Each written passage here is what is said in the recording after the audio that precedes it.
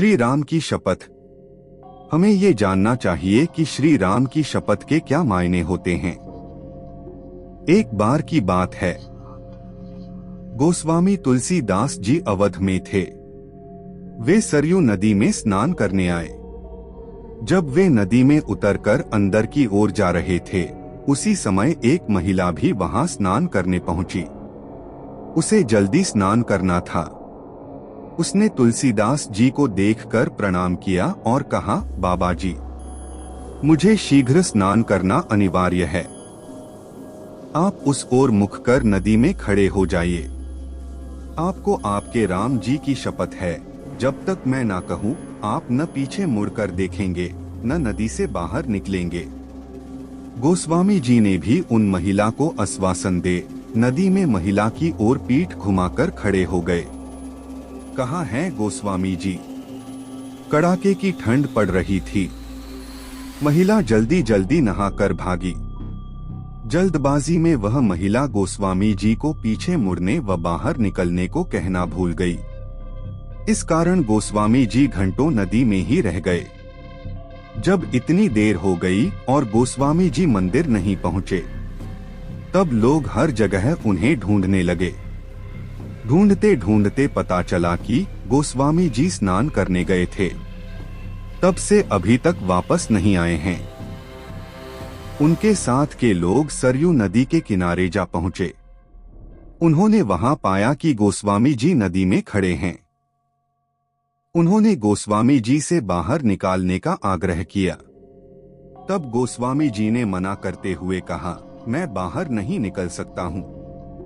एक महिला ने मुझसे शपथ ली है, यदि वह देवी मुझे बाहर निकलने को कहेंगी तभी मैं बाहर निकल सकता हूँ। सबसे महत्वपूर्ण है राम का नाम। तुलसीदास जी की बात सुनकर सभी लोग हैरान हो गए। धीरे धीरे यह बात राजा के पास पहुंच गई। राजा कुछ समझ नहीं पाए। वह शीघ्र ही गोस्वामी जी के पास पहुंचे। राजा ने गोस्वामी जी से बाहर निकलने की विनती करते हुए कहा, किसी व्यक्ति की शपथ के कारण इस कड़ाके की ठंड में नदी में खड़े रहना स्वास्थ्य के लिए सही नहीं है। सबसे महत्वपूर्ण आपका स्वास्थ्य है। परंतु गोस्वामी जी ने उन्हें मना करते हुए बताया कि मेरे से कहीं अधिक मेरे प्रभु का नाम महत्वपूर्ण है। उन देवी ने मुझे मेरे प्रभु श्री राम की शपथ दिलाई थी। उनका नाम मेरे पूरे अस्तित्व से अधिक महत्वपूर्ण है। भागी आई वह महिला। राजा ने गोस्वामी जी से पूछा, बाबा जी, उन देवी का नाम क्या है? कहाँ की रहने वाली हैं वो? इस प्रश्न पर तुलसीदास जी ने राजा से कहा, मुझे ज्ञात नहीं है। तब राजा ने पूरे अवध में ढोल बजवा के उन महिला को शीघ्र सरयू नदी के तीर पर उपस्थित होकर गोस्वामी जी को शपथ मुक्त करने का आदेश दिया। उन महिला को जैसे ही अपनी गलती का आभास हुआ, वे दौड़ती हुई नदी के तीर पर जा पहुंची। वहां हाथ जोड़कर क्षमा याचना करती हुई गोस्वामी जी से कहने लगी, बाबा जी, अब आप पीछे मुड़ सकते हैं और नदी से बाहर भी निकल सकते हैं। तुलसीदास की भक्ति एवं आंतरिक शांति। फिर कहने लगी, हे बाबा जी, मुझसे बड़ा अपराध हुआ। मैं दंड की भागी हूँ। यदि आपकी दया हो तो क्षमा करें। गोस्वामी तुलसीदास ने मुस्काते हुए कहा, नहीं देवी, आपसे कोई अपराध नहीं हुआ है।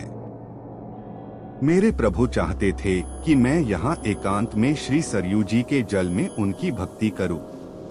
मुझे ऐसा करने का शुभ अवसर प्राप्त हुआ।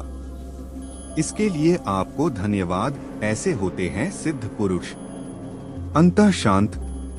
यह भारत भूमि है, देवभूमि है, जिसे भगवान भी अवतरित होने के योग्य समझते हैं। भारत भूमि संतों की भूमि है।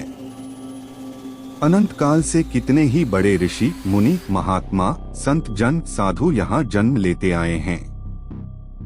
अपने ज्ञान की धारा से अपने समय में और उसके बाद भी लोगों को निर्मल करते हैं।